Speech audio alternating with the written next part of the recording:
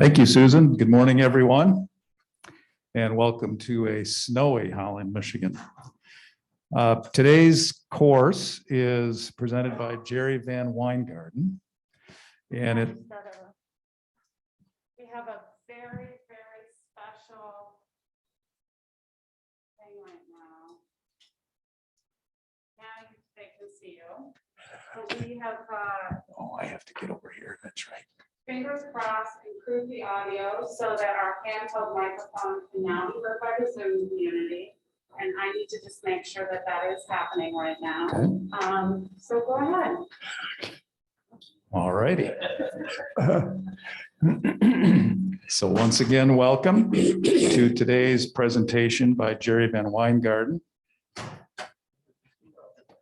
on the geography of the Caribbean countries. And I did not ask Jerry his preferred pronunciation, whether it's Caribbean or Caribbean. So, and as you know, Jerry is a longtime HASP member and a presenter that goes back for some time. I asked him this morning his estimate of the number of sessions he's presented over the years, and he thinks he's in the 40s at this point. So thank you for your support, Jerry.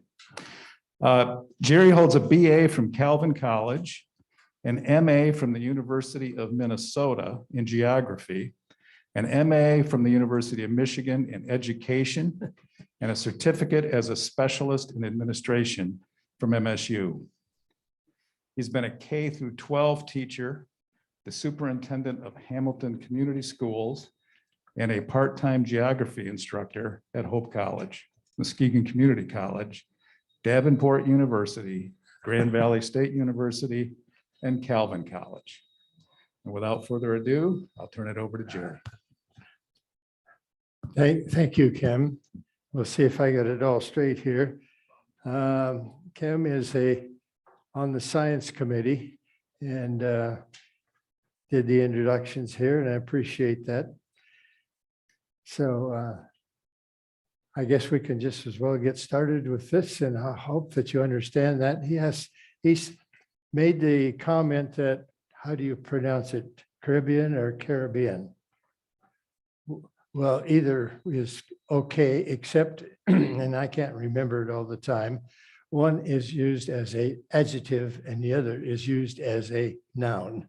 So, and I suspect that if you say the Caribbean area, this is the Caribbean, that would be the noun part. I'm not sure about that. I keep going back and forth. At any rate, I use it either way, so hang on with that, if you will. Well, thank you. It's rather interesting to notice the Caribbean area here. Some of you have been there, right? Anybody? Yeah, okay. You can straighten me out whenever I make my mistake, which is quite often. Okay, let's get it going, but it's a large area, really. It consists of the crests and peaks of the mountain chain.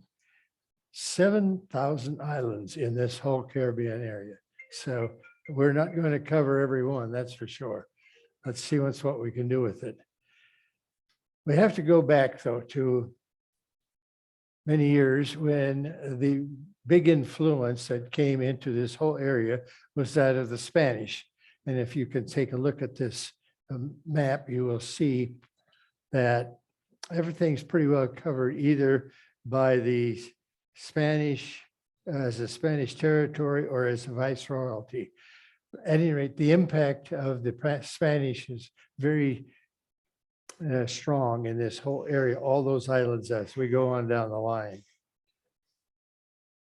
But we need a little comparison, I think. What's on the mainland and what's on the islands as far as the Spanish were concerned.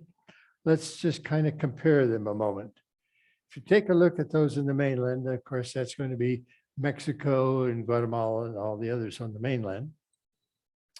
They basically have influence of the Euro-Indian nature. In other words, the Spanish are there as well, but the Indian or indigenous, we better say, is more relevant to that area. So they, as a consequence, because they are on the mainland, are more isolated. Now, if you look at the islands, you have Euro-African influence as the major thing. Very true, as we will go down through the various islands, that's going to be the case. And of course, the islands are easily accessible because the ships could come in without any problem. That little distinction there between the two. This is one of the big influences also. And as you can see from this map, they are coming out of Africa, the slaves, the blacks, and they wind up, many of them wind up right here in the West Indies, which is, of course, the Caribbean that we're talking about.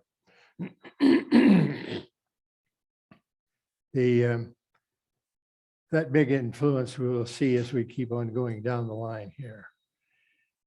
Volcanoes is a big issue. So are earthquakes and hurricanes.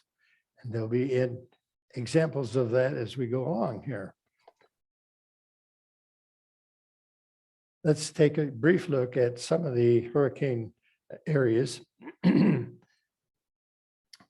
occur late in the late summer usually. Many are born in the Sahara Desert. That's why this picture is noted here.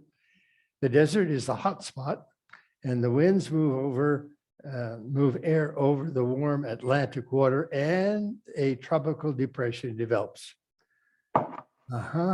Notice where they come from. Here is Africa.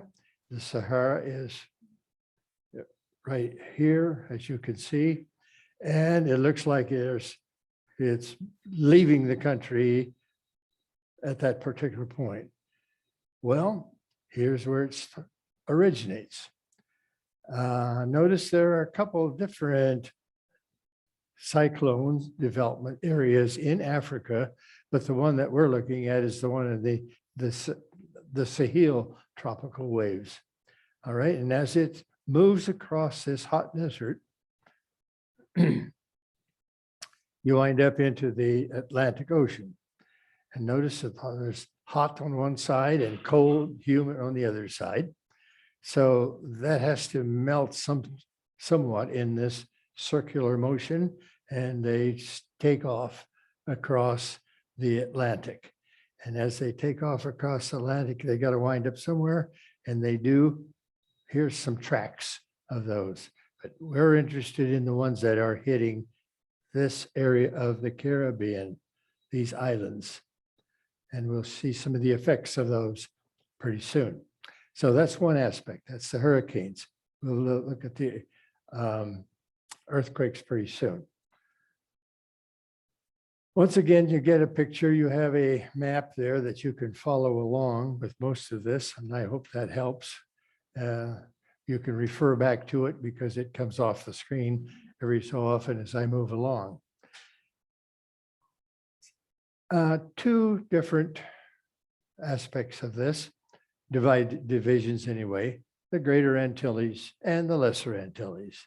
So the Greater Antilles are located in this map, as you can see. And those probably are the familiar ones, the Cuba, Haiti, Dominican Republic, and Puerto Rico, and so forth, and Jamaica. Whereas the Lesser Antilles, will leave that go for the moment and go to those pretty soon. And we'll see that they are going to be divided up into smaller groups as well, to the leewards and the windwards. So we'll leave that go for a moment, and we'll go back to the Greater Antilles ones. And you notice I put a little arrow in here because I didn't know whether it would pick up anyplace else. The Cayman Islands are right at this point. It's hardly visible on this little one, as you can see. But these all belong to the Greater Antilles. Cuba, Hispaniola, Jamaica, Puerto Rico, and the Cayman Islands. We'll get back to those pretty soon too. By the way, if there's any remarks you want to make at any time, feel free to do so. And Kim is right there to talk to you. If we have someone. I'm just wondering what the word Antilles came from and what it means. The which ones came from? The word Antilles.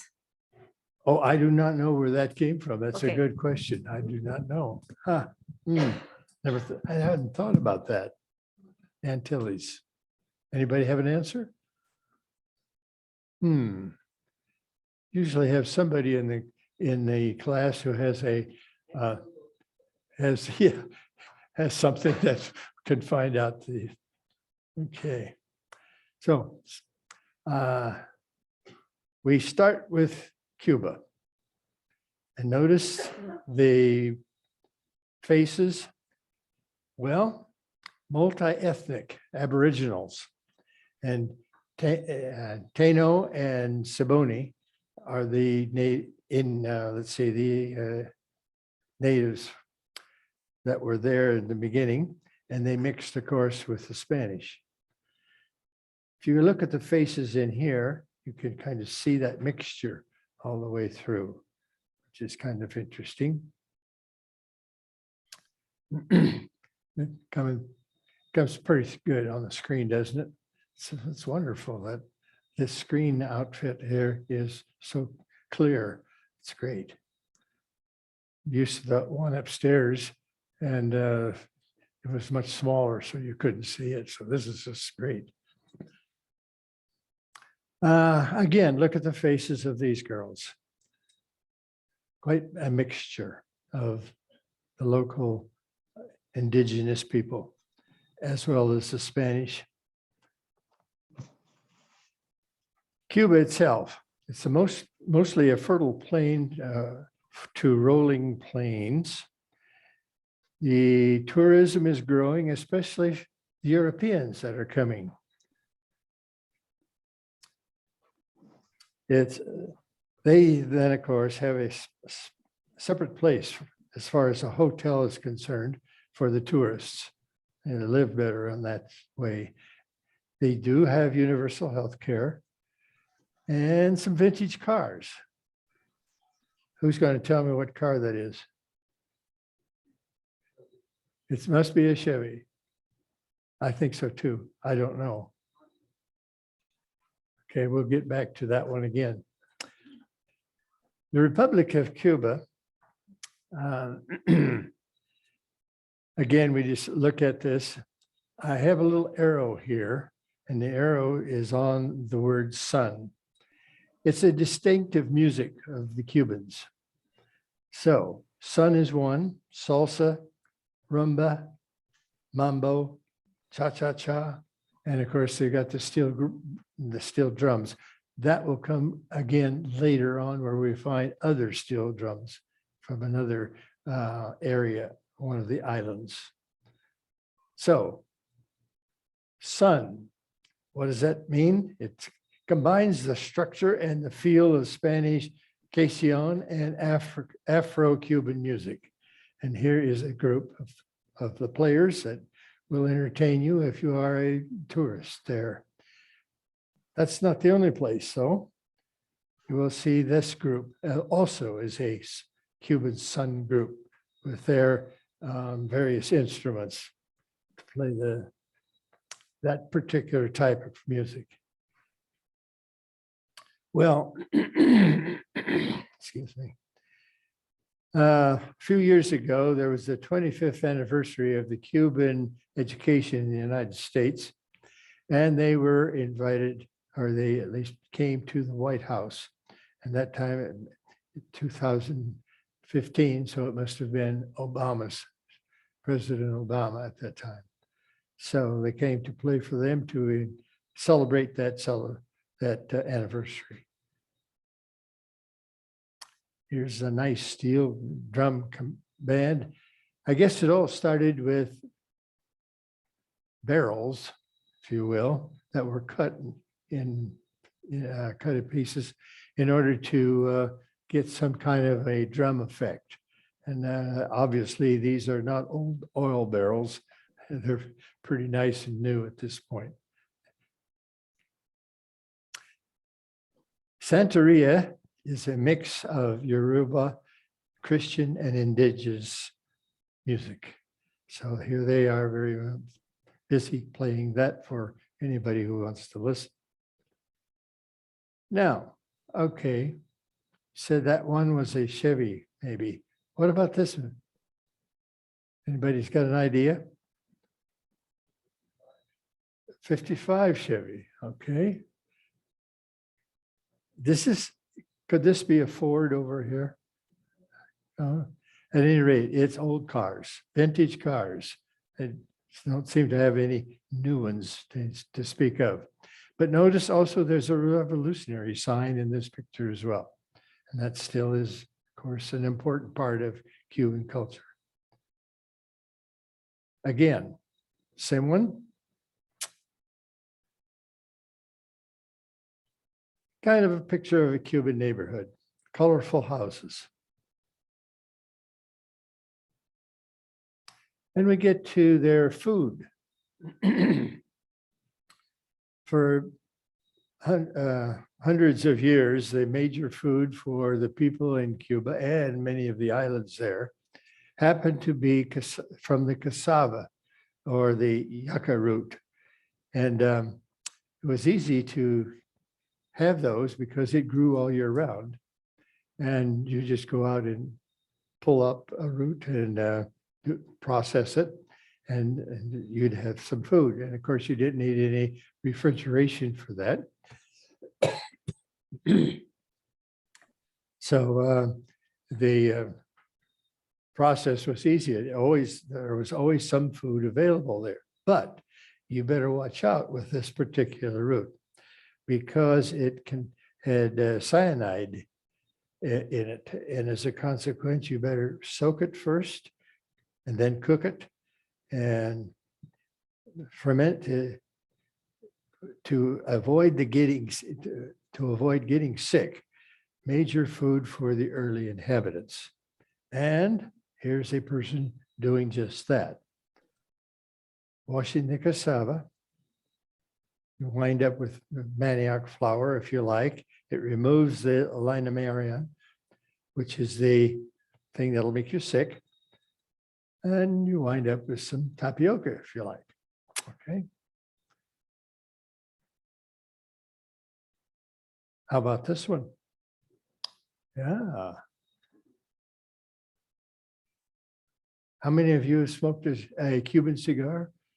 Oh, there's one. Pick up of you. How about that? Okay. They're good. Okay. They're strong. Oh. One puff. One puff. Okay.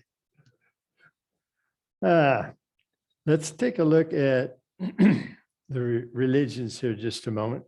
Notice that the green in this particular case, there's no religion, and it vies with the blue, which happens to be the Catholic religion.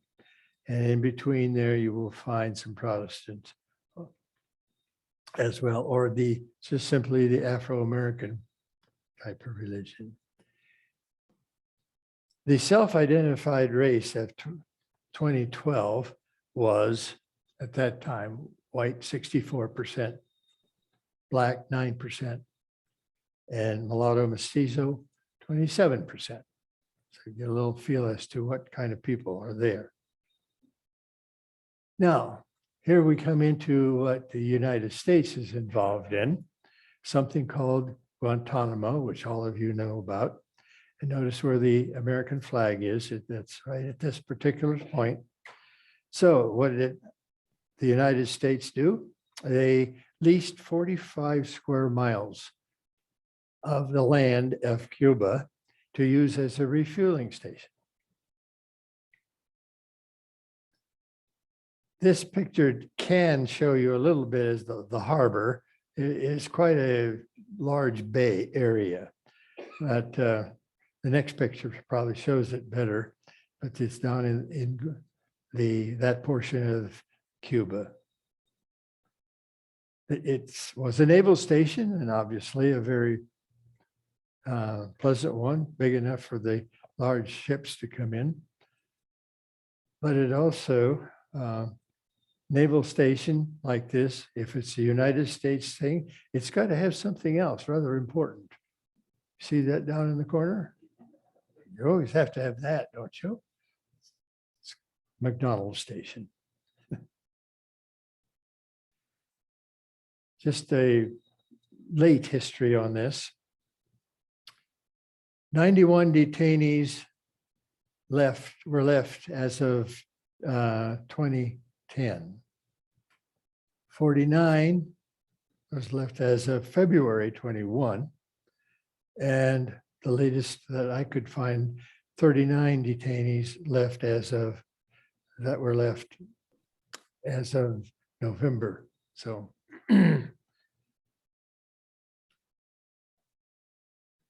high security. I've been trying to figure out what these little black things are. Excuse me. I think they're cameras all the way across. Security is so terrible strong in this particular place. Maximum security area being patrolled all the time. And it looks like the prisoners had to do some kind of activity or be in some kind of a position sometime during the day in this particular picture. We move on to the next one, which happens to be Hispaniola. Hispaniola is the combination of two different countries, Haiti and the Dominican Republic. So we've heard a lot about some of these things as far as Haiti is concerned in recent times, especially with the capture of capture of missionaries. This is the only island that Columbus visited in 1942, was Dominican Republic. But notice it's divided into two pieces. And we'll notice here too, if you will, Port-au-Prince is the capital of Haiti and Santo Domingo of Dominican Republic.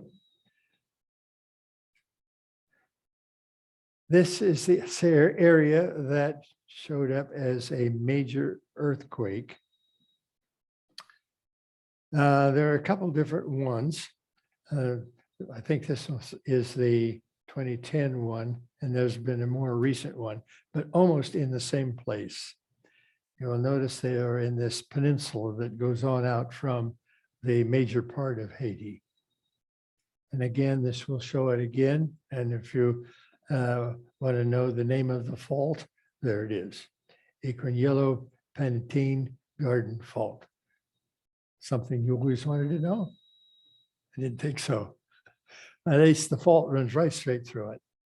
And that is part of the problem in this whole area of earthquakes and volcanic activity. And this was the later one. This is the more recent one located in this point. So you have one here and one back here closer to Port-au-Prince. Well, it is a very nice city. They tell me anyway that has anybody been there, in particular that one? Okay. Notice the people are mostly colored, and the basic thing here is the French Creole language for the people in Port-au-Prince. Now, continuing here with Haiti, it is known as the Pearl of the Andes, of the Antilles. And I got to figure out where that word comes from. Okay, because of its natural beauty. Jerry, Yes. I have an answer to that. I Googled it right after that question was asked. This is the history of Antilles. The name originates from Portuguese Antilles. Is that right? The word means the previous island. The form we use today is derived from Antilia, a Latin word, and means the ghost island in the west of Spain. Well, Does okay, that help? okay, that helps very much. That satisfy you over? That's okay. Thank you very much, Susan. Appreciate that. That's what I appreciate. I usually get very good answers out of the class, especially of those that I don't know anything about. Now Susan is helping us with that. Well, Pearl of the Antilles, most mountainous nation in the Caribbean, and there are several that are quite mountainous. The Citadel La Fomera is this famous castle, I guess you would call it, eighth wonder of the world. Once again, look where the faults lie as it goes right straight through Haiti. Some reaction of the earthquake, a mess. There was a 7.0 magnitude at that particular time. The strike fault, slip fault, moves about 67 hundredths of an inch per year. So if it's going to move all the time, sometime it's going to break. And that's what happens in the earthquake. Turning now to the other part of the island, the Dominican Republic. Spanish language, 95% Christian. Agriculture and services to the tourists is the main income. Upper middle income, and it is a developing country into that category. However, I'm not sure you want to spend too much time there. It's reported to be a very dangerous country. Anybody visited that one?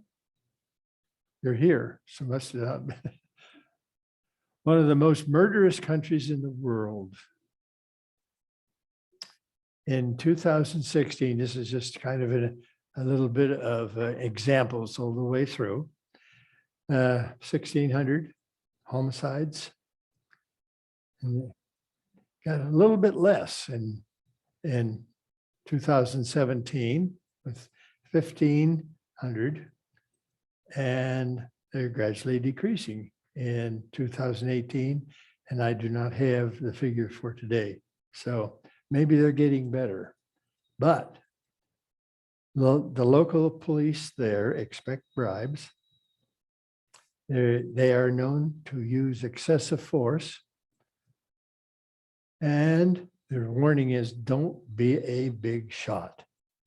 Well, you are a target if you are for pickpockets. Mugging and robbery is kind of natural. Here is what the big town looks like. Santo Domingo is the largest in the Caribbean.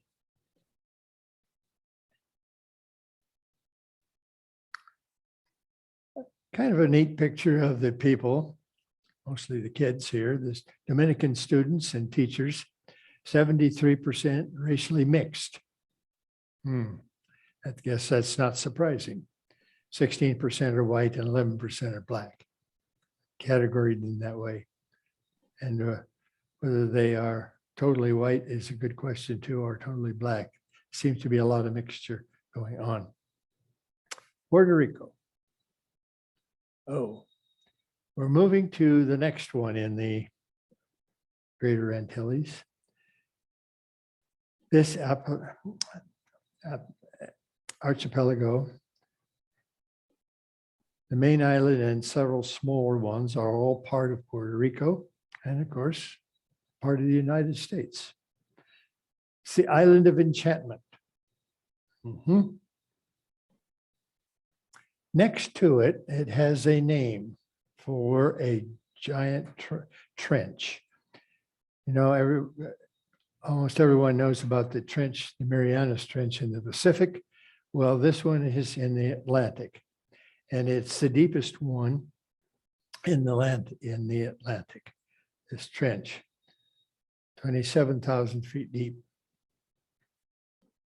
Runs right along Puerto Rico. I guess that's what gave it its name, but also Cuba and the other Caribbean islands there. And once again, you will see that's where the activity is for the faults and the like that run through this area. San Juan is the capital.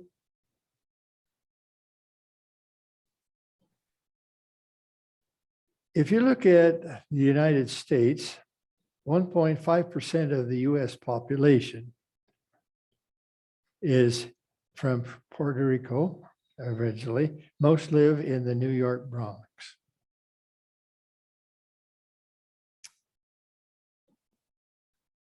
Let's see what this comes up with. Puerto Rico has US territorial status, of course. Hispanics make up 99% of the population, 75% listed as white, 12% listed as Black African Americans, 56 are listed as Catholics, 33% listed as Protestants. Puerto Ricans are the second largest Hispanic group in the United States. Okay. I have a grandson that teaches at Reading, Pennsylvania, and a large part of his class is Puerto Rican. U.S. citizens of Puerto Rico are free to migrate anywhere in the world, or in the United States, not in the world. Gives you a quick picture of that.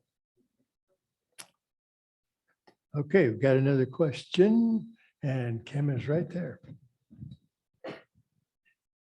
Could you review how Puerto Rico became a property of the United States? Anybody have a good answer for how did it become United States property? Is that during the Spanish-American War? Somewhere along the line, I think it was. Anybody have a better answer? Okay. Now, some of you maybe know where Jamaica is because that's where you've got all your money, right? No? Well, Jamaica. It is rather interesting that it is a constitutional monarchy, and it is the most populous Anglophone in America. So you've got basically British people there originally, and as a consequence, being an island for them, the income is mostly from tourism and money, banks. Right now, the Chinese are very interested in investing a lot of money into Jamaica. It seems to be a safe place for them.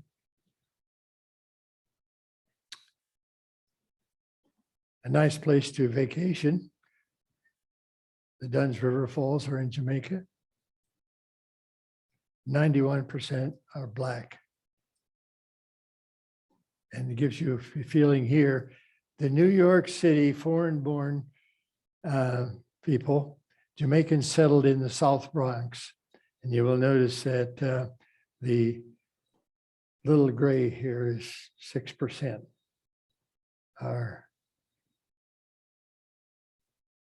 Jamaican. So some famous ones. Here's a famous Jamaican.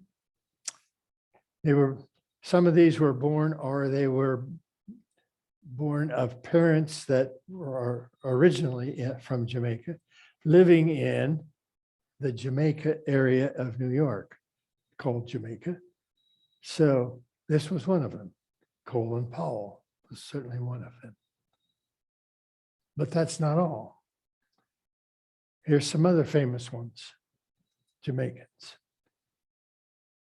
Harry Belafonte, Lois Farrakhan, Sir Patrick Ewing, Susan Rice. So they have left their mark here too, as far as that's concerned. Not only do they live here, but also in Jamaica. There's quite a sizable Jewish community. Well, why? 424,000 are descendants of the Jews. They're not all practicing Jews, only about 20,000 are. But there was a large influx of Jews from Spain and Portugal during the 1660 Spanish Inquisition. They left and wound up in Jamaica. That's not the only place where they wound up. Some more wound up in one of the other ones as well. Take a look where the Cayman Islands are. It's right here. Just a very small island on this map, but they are there. And what do we know about the Cayman Islands?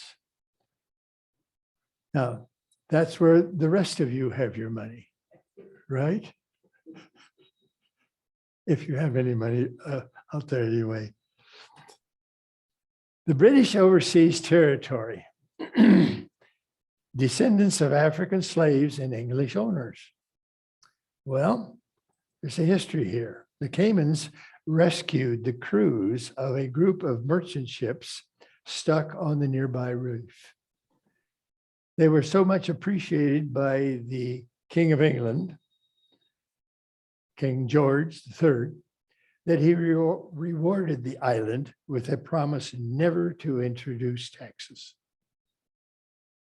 Well, some people take advantage of that. Offshore financial center, there are at least 600 banks.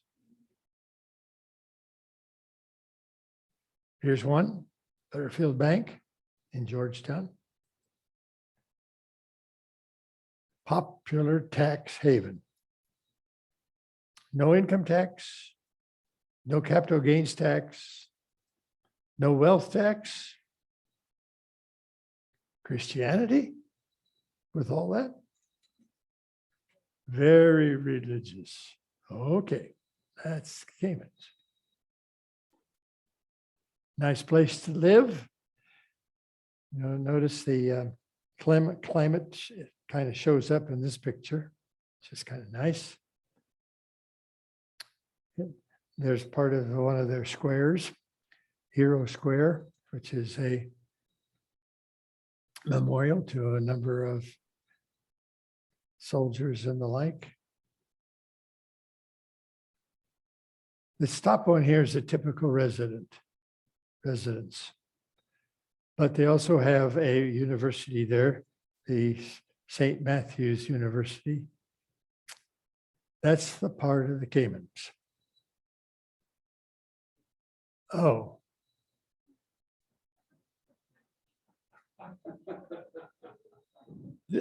I want to immediately state this is not Freedom Village, where I live. Oh, well. Quiz time, one of them.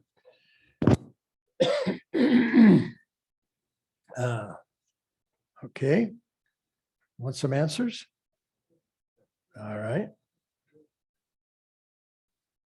Let's see if I can read this. And argue with me if you don't like my answers. Okay. Number 1 is fox. Number 2 is love. Number 3 is how. Number 4 is sugar. Number 5 is jig. Number 6 is able. Number 7 is Roger. Number 8 is Paul. Number 9 is Obo. Number 10 is Baker. Number 11 is Nan. Number 12 is Easy. Number 13 is Charlie. Number 14 is King. 15 is Mike. And 16 is Dog. And you got them all right. If you didn't, you better have them right now because I gave you the answers. There may be some answers that are a little bit of a stretch, but okay. So time to turn the page. But yes. Okay, can you wait just a second because Kim has on his running shoes. Okay. Puerto Rico is a territory of the United States, and they, from time to time, take a vote in Puerto Rico whether they want to have statehood Oh, in the yeah. United States. right. So far, the vote hasn't come through. They still like some of their own independence, but they could become a state at some point. Yeah, you're right. Thank you for that. That's right. Okay, anybody else?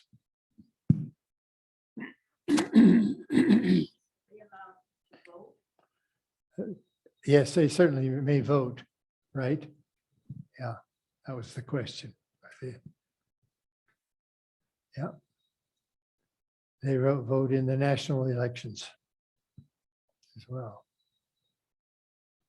Okay, well, we're ready for the Lesser Antilles.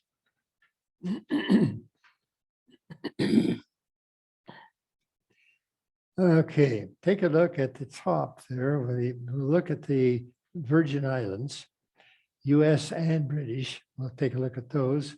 And next, pretty soon we'll look at the St. Martin. There are 2 of those.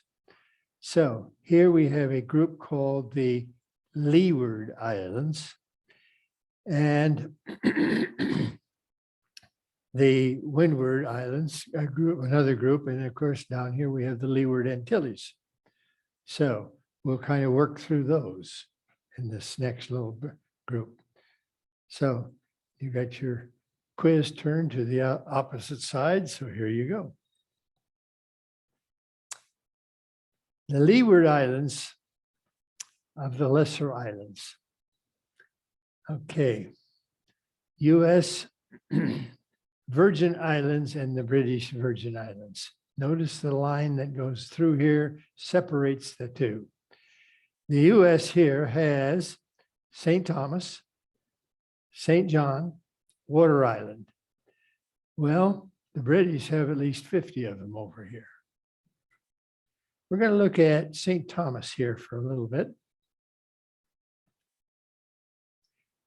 We have some connections here with St. Thomas, insofar as the Reformed Church in America has a church there.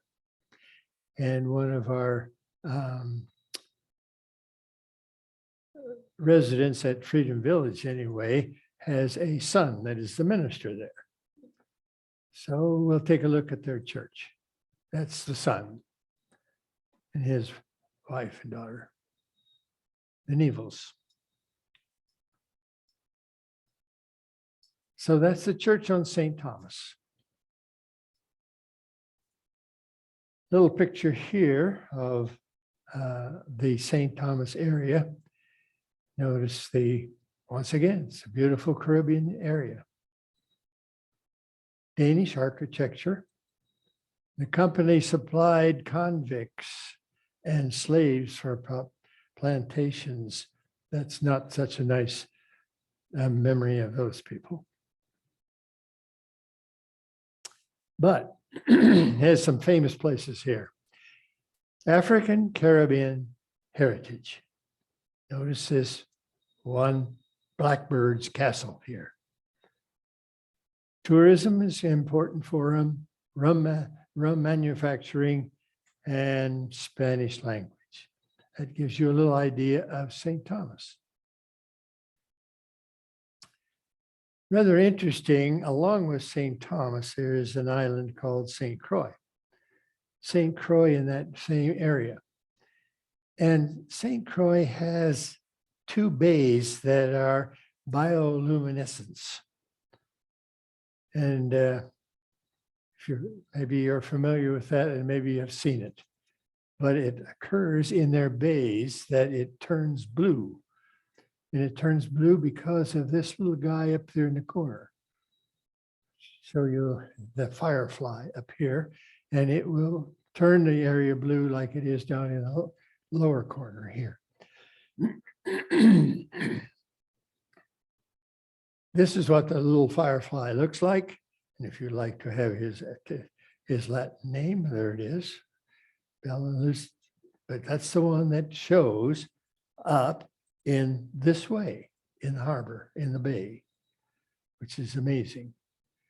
That's not only there where this shows up, but it also shows up a couple famous other places. And one happens to be in Australia. So it has to be quite a group of them in order to make that blue water, but evidently it's there. We have two St. Martins. Notice that St. Martin and St. Martin is going to be spelled a little bit differently. We're going to take a peek at those first. It's divided into two, France and the Netherlands. So you've got the Dutch one here and you have a French one. Well, there's quite a distinction between the two if you happen to go visit there. If you are, here's the border. If you go to one, if you go into St. Martin, which must be the Dutch one, there's plenty of delightfulness there and soberness over against the French one, which is Savoir-faire, with nude beaches. So a little bit different culture, obviously. Princess Juliana is the name of their international airport, since it's Dutch. St. Martin. Moving along, because we've got a number of islands to catch up on here now. The first one we'll look at is Barbuda, and Antigua. Those two kind of go together. So and you will see that they have something to do with each other as well. The Codrington brothers pretty well owned Barbuda. At least they leased it. And their main purpose for leasing it was to grow slaves, if you will, and furnish the slaves then for Antigua for their sugar plantations. What kind of an industry is that grows slaves? Barbuda serves as a nursery for more slaves. So the Antigua Island has this kind of architecture.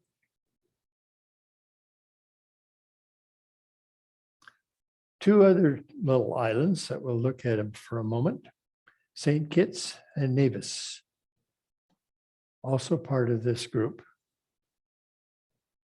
Sugarcane plantations, tourism, real estate for new resorts is a big business right now. Basseterre is the picture here with a nice view of Nevis and St. Kitts, the other two islands. 75% African descent.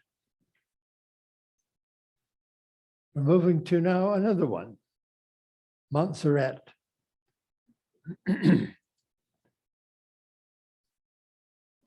Montserrat Take notice of the town called Plymouth. Right there. It is not that far away from the Sulphur Hills.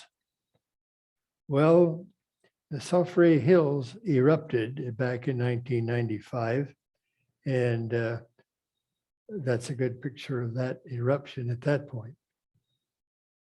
But notice that this particular area is known as the Emerald of the Caribbean. This is one of the eruptions of the Sulphur Hills volcano. Pyroclastic is a rather important part of this flow, and I'll show you some pictures of that in just a moment. But at this point, the pyroclastic flow partly destroyed Plymouth. So that's why I showed you where Plymouth was on the other map. 2/3 of the population left the island after that one. Here we have some reasons why all this activity is going on. Notice what happens with these plates. Here we have the subduction in this corner. It's one is pushing against the other. The North American plate is pushing against the Caribbean plate and causing these disruptions. Again, shows where the volcanoes are. Notice that in this group, they are a result of the subduction zone. And you can see in this one diagram what happens in when a plate starts to move under another one. These are all mountains, volcanoes, that is. All these are volcanoes. And they are on the various islands, which of course you will see are also, they might be the same name, it might be different than the mountain. We see again the picture of this giant Caribbean plate being surrounded by the North American plate. And the process goes on. Again, take a look at what happens when it is subducted all the way down, and it's going to cause a problem. And when it does that, it causes enough lava to flow up to the top, and you've got a nice volcano. Another example is coming up on that one too. Guadalupe. Guadalupe. Bazatir and Guadalupe. Here's where a hurricane in 2007, at least that's the picture I have of it, hit St. Lucia, Martinique, Dominica, and Guadalupe. That's just one picture. But now we have to look at Guadalupe. 83% are the tourists come from France to Guadalupe. They're 75% African descent.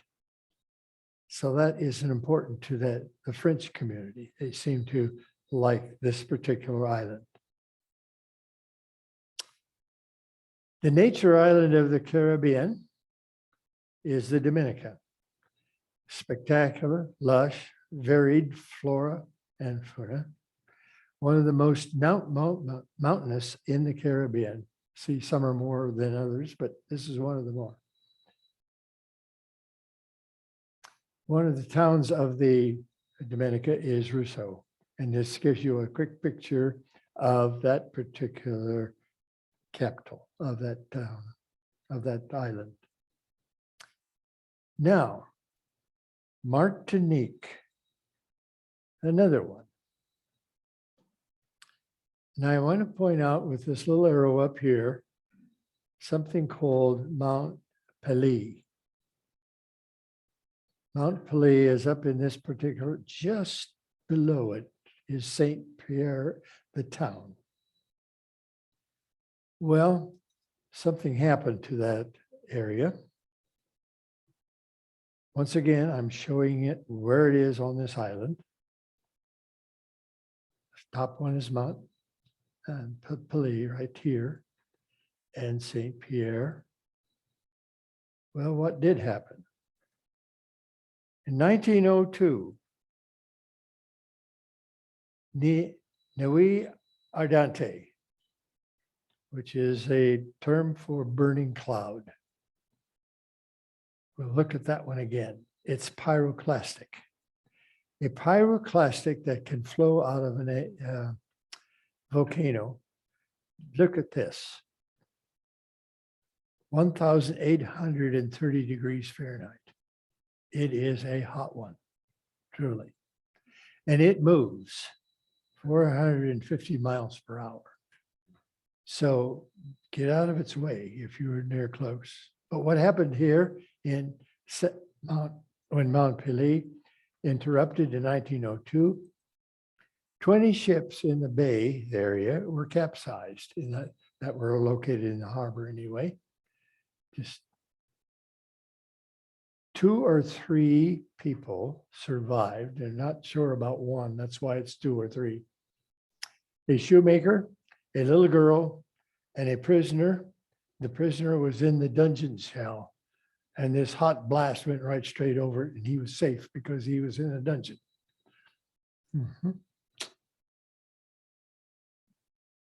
Again, notice what happens in a subduction, and it really pushes the volcanoes up as the one plate is moving down all the time.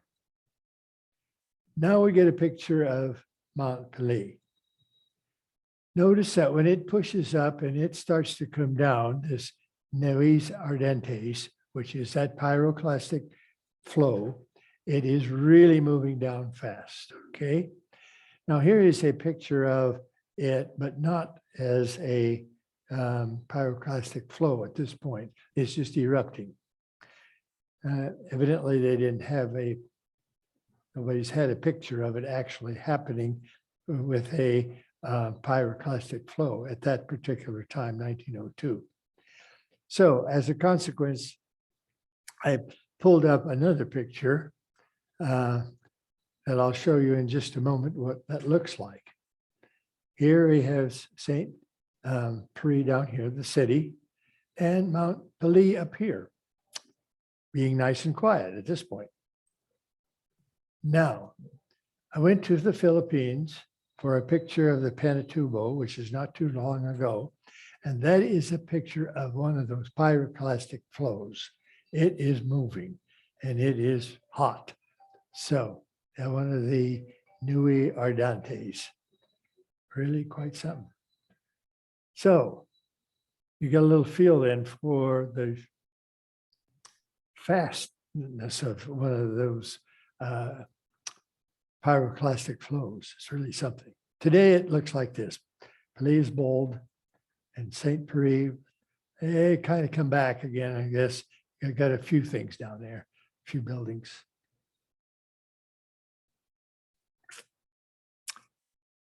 So on that same island, instead of St. Pierre being an important city anymore, the Fort de France is the important city. And that's located there, as you can see by the arrow. It's the Paris of the Caribbean. Okay.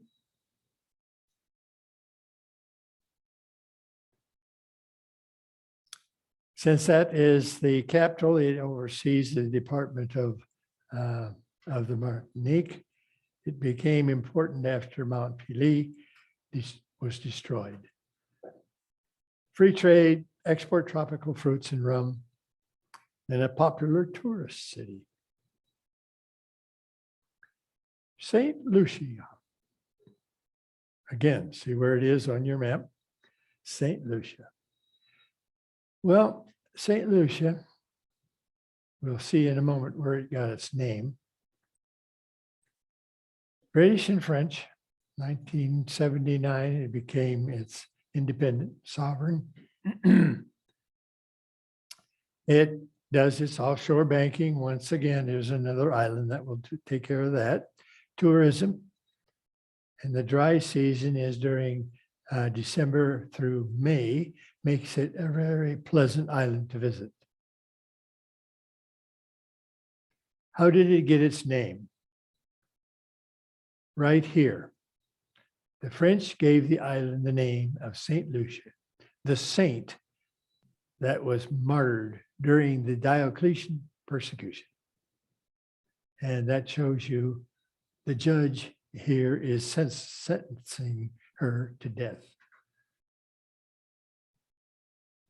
Well, it's still an important island at this point.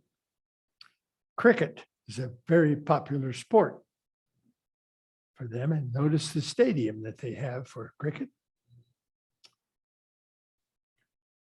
So for St. Lucia City and the volcano is pictured in this one. St. Lucia is one of the most mountainous, again, another one that's quite mountainous in the Caribbean. So its Soufriere volcano erupted in the 1700s. But here's a nice place to go. Drive in Sulphur Springs in Soufriere volcano. Tourists enjoyed the dry season and the sulfur baths. Now, how about Barbados? Must be Blackbeard. Let's find out. Is Barbados the bearded one? Mostly African descent, well-developed, mixed economy, moderately high standard of living. Okay. They had some problems here earlier on, but they built a statue which celebrates the freedom of slaves. So this is the Bursa statue down in the corner. Barbados. And once again, here's an island that loves its cricket. 2007 Cricket World Cup.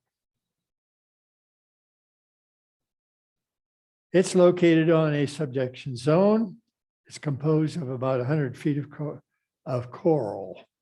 The island rises about an inch every 1,000 years.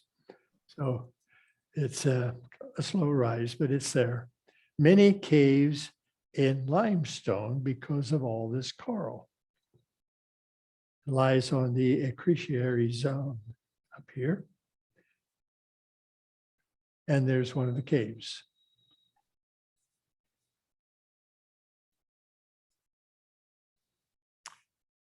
Some of the picture of the inhabitants here, the African slaves and the Caribs were intermarried at this particular spot.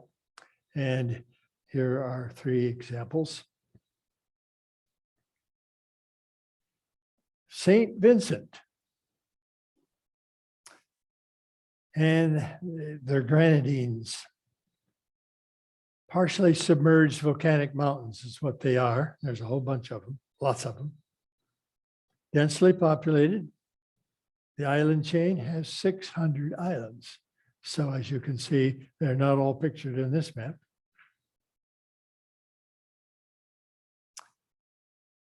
Pirates of the Caribbean was filmed on this island. Here. The islands grow bananas and tourism is on the rise. Okay. Granada. Some of you have remembered that one, I think, once we get going here.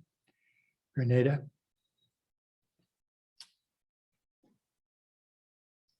There are 3 major islands involved in this complex, right? And at least 6 smaller ones. What do we know about Grenada? Well, Grenada competed in every Summer Olympics since 1984. 82% African descent. Point Salinas Airport, International Airport. Why is it famous? Well, the European contractors were building this airport when President Reagan sent his in troops to free the island from communism in 1983. How many remember that? Yeah, I thought you would. What else do we know about? Oops. Yeah, it's the land of spice. Oh, Grenada, land of spice. And you recognize that one right away, that spice? Louis Grenady was given nutmeg seeds by a Dutch missionary taken from Banda, Indonesia. For a long time, Banda, Indonesia was the exclusive area where you would find nutmeg. And they guarded that very seriously. They did not let anyone take it out. But this Dutch missionary over there evidently took a few and gave them to Grenada. Oh, to Louis La Grenada. And he planted them over here in this island. So today it produces 40% of the world's crop of nutmeg. So what a nutmeg tree looks like, or plant. I guess it's a tree. It looks like a tree. But it can get to be 60 feet tall. And that is the inside of the nutmeg. How many of you have used that as a spice? Quite a few. Now I can't tell the difference. There is a difference between the pit that's inside and the mace that's on the outside, that red covering of it. So, and I think you probably will see that in your spice cabinet listed as either nutmeg and mace. Since I don't cook that way, I don't know for sure whether that's true or not. Okay. The mace is the center. Good picture of the nutmeg. Grenada is important for that. All right, we move to Trinidad. Oh, we're getting close to the South American border now. Tobago and Trinidad are down there. They kind of go together in many ways. We find out that it has a high income, primarily because of industrial petroleum and petrochemicals. Well, if you can go to Grenada and find this kind of a situation where it's right on the surface, you know very well that it's loaded with petroleum products. Natural asphalt was used by early shippers, marine clastic sediments. The island was once was part of South America during an earlier age, long time ago. This is what it looks like today. Sands, clays, gravel overlay the oil and natural gas. Exports liquefied natural gas. It's an oil-rich country, and therefore it has plenty of, what should I say, plenty of opportunities to get wealth. 250,000 South Asians have immigrated to Trinidad. That's kind of a composite picture of that whole group. 35 East Indian, 34% African. Trinidad is the birthplace of steel pan. And I mentioned that at the very beginning that this was going to come up again later. And limbo. Music styles such as calypso, soca, chutney. And I'm not very familiar with any of those. Maybe some of you are, but I'm not. But that is a style imported then from Trinidad.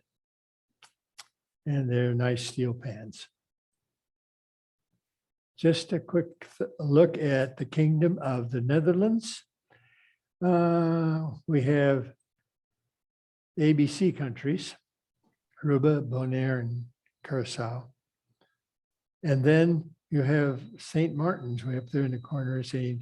Eustatius and Zaba, right up there in the Leeward area. And that gives you a picture of how far distant they are, but that was the Netherlands Caribbean. 3 down here and the others up in by St. Martin. Okay. Bonaire. I'm not quite finished with these yet. One of the countries of the Netherlands in 1526, the Spanish imported cows, donkeys, and goats, and horses and pigs to get to Bonaire. Yeah, and slaves. Bonaire slave huts built by the Dutch. These huts are built too small to stand in. They furnish slaves for the other islands. And this probably is an old familiar triangle that you have seen before. Slaves to the Caribbean, sugar up to New England, and rum back down to buy more slaves. In one of the areas there near Trinidad, you have an area where they pile up some of the salt that comes from the sea. Salt pans made in ponds inside dikes. Evaporation produces large amounts for export. And it's a rich habitat for brine shrimp. Is that significant? Well, it is to these birds. The pink flamingos love brine shrimp, and the more they eat, the pinker they get. So if they don't get any brine shrimp, I guess they don't get as pink. It certainly enhances their pink color.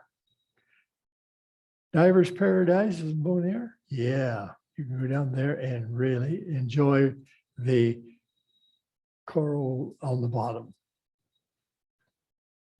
Curacao. The Dutch West India Company founded Williamstad.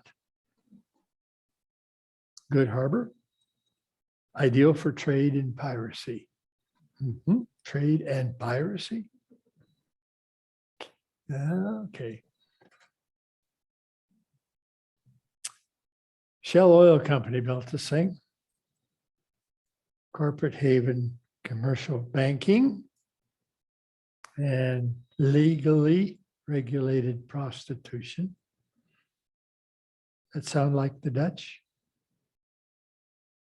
Curacao, Little League 2004, were the world champions in Little League. Now, we're going to find out that we have some Jews as well. Williamstad has the oldest Jewish congregation in Central America. European Jews escaped Spanish Inquisition once again in 1492, and also those that escaped from Germany in World War II to the many Caribbean countries.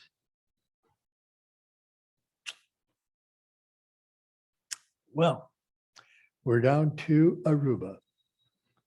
Dry, sunny climate. Nice place to go vacation. You can also hunt for gold, I guess. It has phosphate and yellow. Petroleum, tourism is a big thing. And this is what its capital, Oranjestad, is the capital, the highest standard of living. Tourism, it has, tourism is 3/4 of its GNP.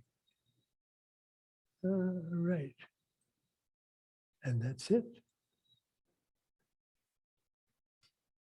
While you're looking at that, I want you to see this one though. There are two kinds of people in the world. You and everyone else.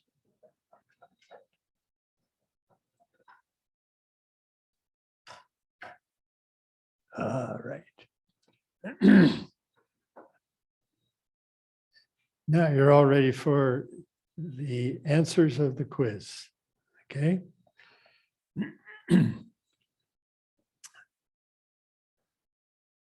Number one is dog.